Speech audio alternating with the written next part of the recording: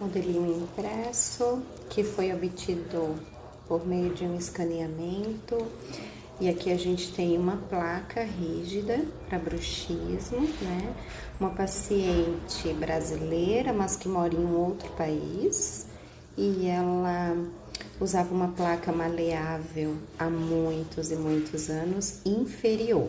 Agora propomos para ela uma placa superior, rígida, em acrílico. Hoje será o dia da entrega.